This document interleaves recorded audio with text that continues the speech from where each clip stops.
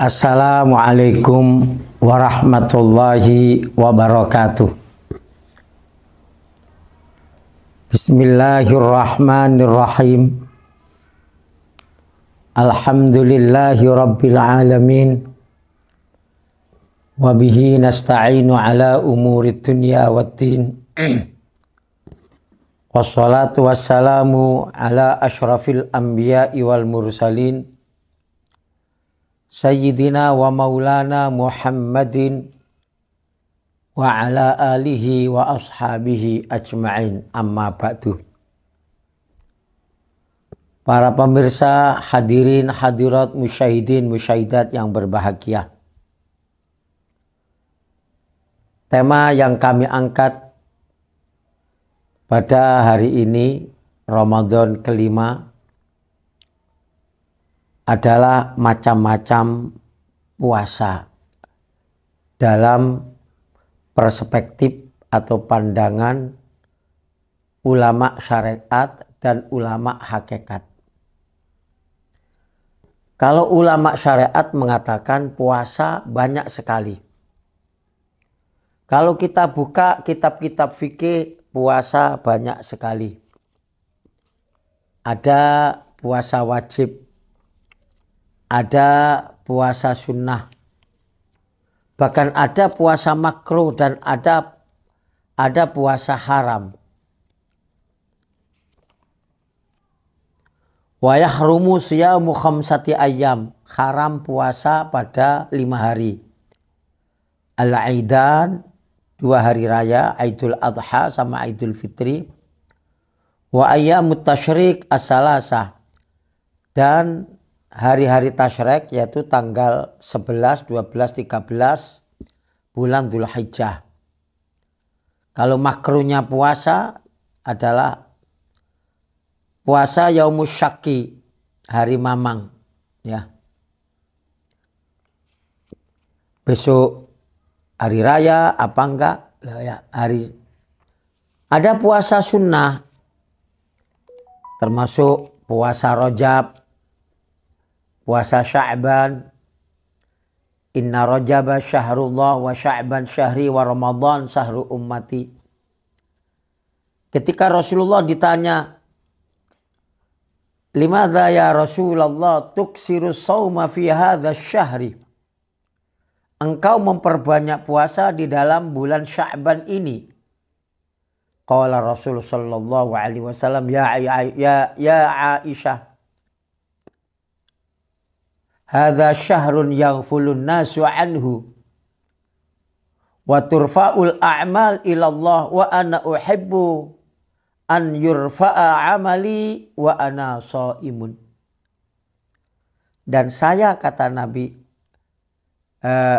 ini adalah bulan di mana banyak orang yang lalai, lupa Tuhannya, lupa kewajibannya, lupa istri dan anaknya, lupa keluarganya, lupa akan kebaikan. Padahal semua amal diangkat ke langit. Kata Nabi, wa ana uhibbu an yurfa'a amali wa ana shaimun.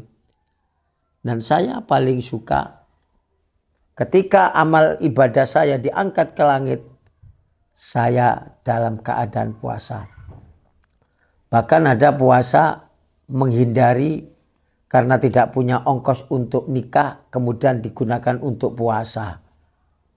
Dalam suatu hadis, ya ma'syarasy syabab, man istata'a minkum alba'ata falyatazawwaj, fa innahu aghaddu lil basar wa ahsanu lil farji, wa illam yastati' fa bis-shaumi fa inna lahu wija'un.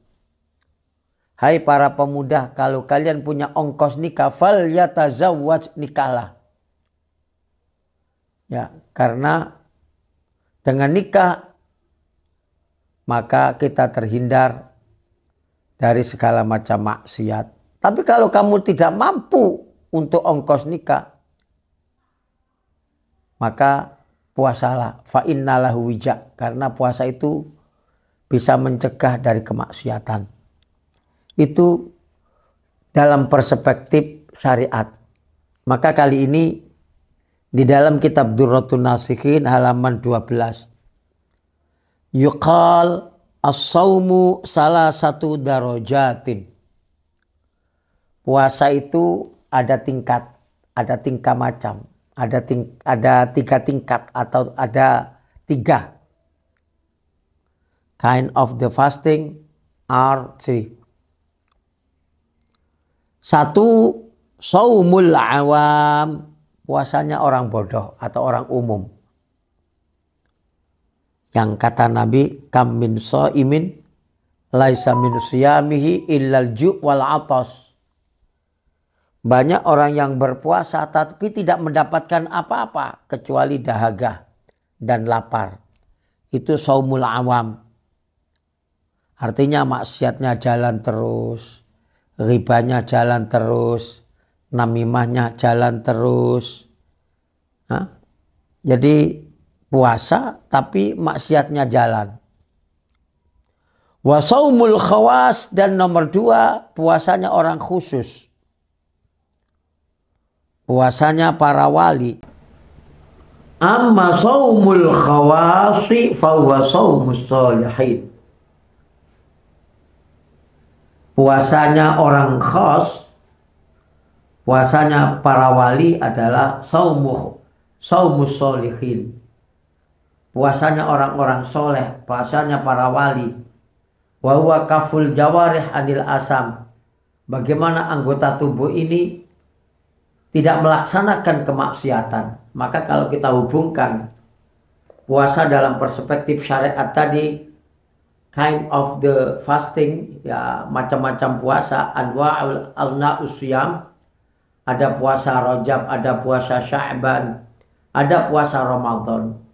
Maka macam-macam puasa ini kalau kita kaji dalam perspektif tasawuf, puasa Rajab adalah saumul jawar atau tathhirul badan, membersihkan badan, membersihkan tubuh, itu pada puasa Rajab.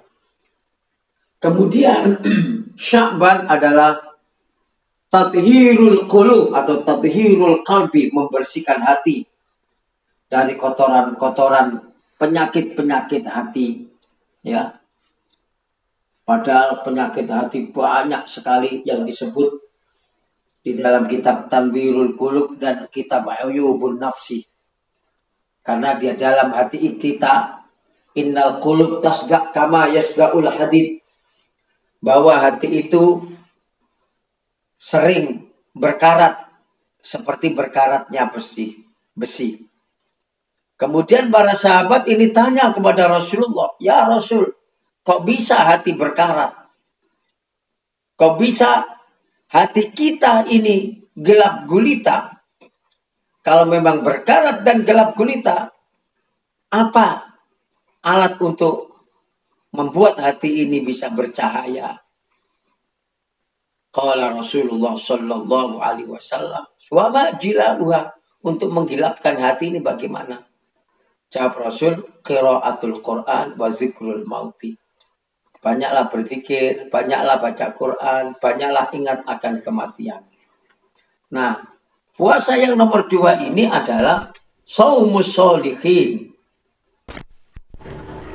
Kaful jawarih anil asam, anggotanya jangan sampai maksiat. Jangan sampai kita terjebak dalam hadis Nabi, kamin shaimin laisa min siyami illal ju' wal atas. Puasanya orang awam itu tidak mendapatkan pahala apa-apa kecuali lapar dan dahaga. Fala yatimmu zalika illa bimudawamati khamsati asya. Dan puasa yang nomor 2, saumul khawas, tidak akan terrealisasi, tidak akan tercapai kecuali melakukan 5 hal. Apa 5 hal ini yang menjadikan puasa kita menjadi puasa yang khusus, puasa yang spesial, puasa yang VIP? 1, ghaddul basar an kulli ma yudhammu syar'an. Memejamkan mata jangan sampai jelalatan, mata jangan sampai berbuat maksiat. An kulli ma yudhammu. Kalau tidak dijaga, maka mata kita mata yang hina. Meskipun rupanya cantik, meskipun rupanya ganteng, tapi kalau ahli ma'asi, kalau ahli maksiat, maka sama dengan mata itu mata yang gelap, tidak bisa memandang sesuatu yang baik, dan mata yang hina, yudhammu syar'an. Wasani, kita bisa masuk dalam kelas atau darajat saumul khawas, puasanya orang khusus. Yang nomor 2, hifdzul lisan anil ghibah, menjaga lisan ini jangan sampai ghibah, jangan sampai merendahkan orang lain, jangan sampai ngomongin orang lain, ngomongin kejelekan orang lain, sementara lupa akan kejelekan dirinya sendiri. Gajah di pelupuk mata tidak kelihatan, semut di seberang lautan kelihatan. Tajassus, suka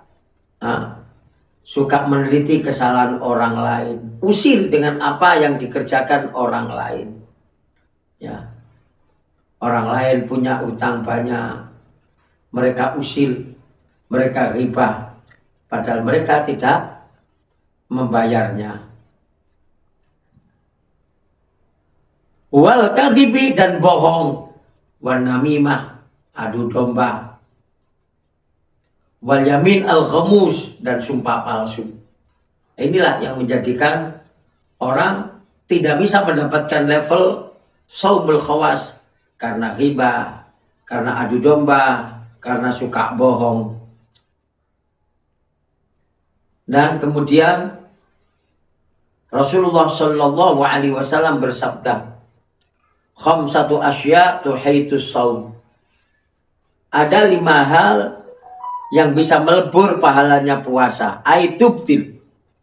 Kalau kita lihat dalam perspektif fikih, walladzi yafturu bihi shaim asyratu asya. Sesuatu yang membatalkan puasa, kalau menurut fikihnya, Islamic jurisprudensinya, ya, itu ada 10. Ma wasala amdan ilal jawfi awir raksi.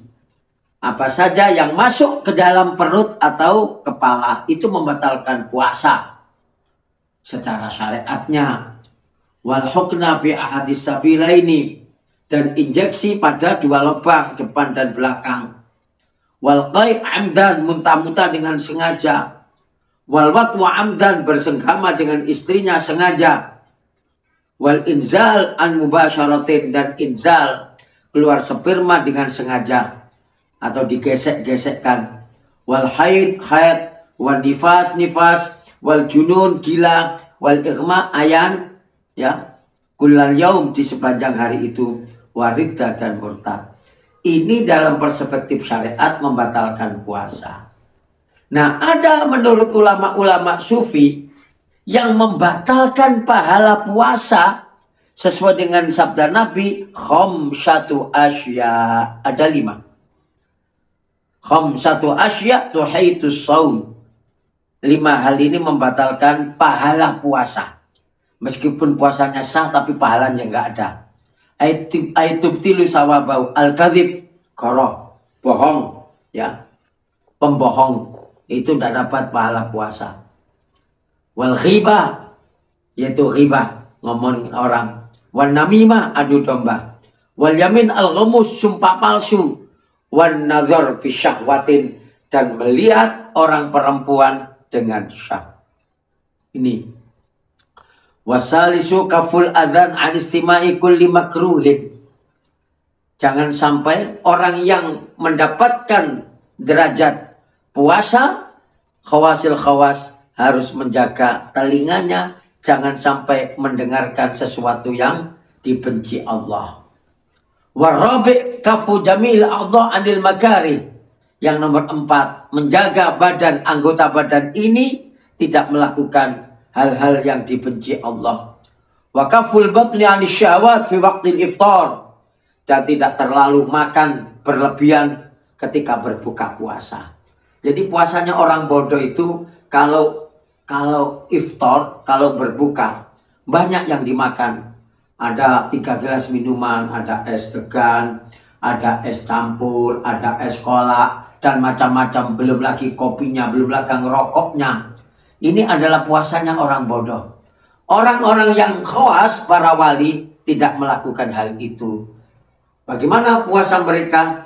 Cuma makan 4 kali, arba'an luqmatin, 4 sendok, kemudian minumnya setengah gelas. Begitu juga sahurnya. Sahurnya setengah gelas air dan 4 sendok makanan. Itulah puasa para wali-wali Allah.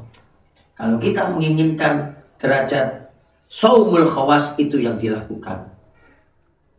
Dan yang terakhir adalah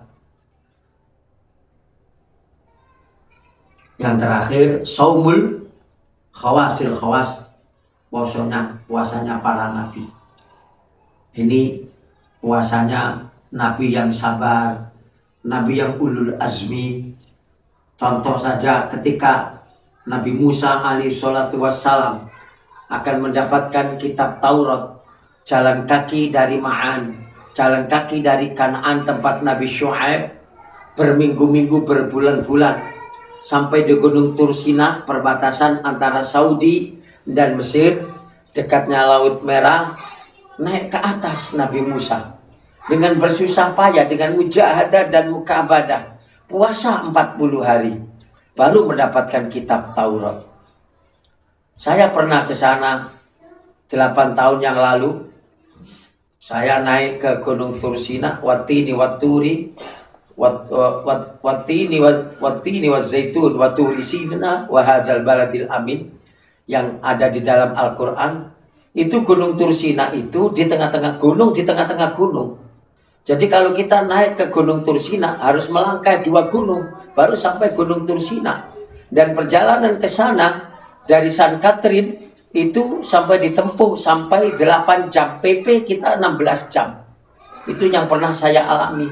Dan Nabi Musa puasa di atas sana, tidak bawa apa-apa. Begitu juga Nabi Muhammad SAW. Ketika di dalam bulan Ramadan akan mendapatkan Al-Quran, akan nuzulul Quran 40 hari di Jabal Nur atau Gunung Cahaya, tepatnya di Gua Hira.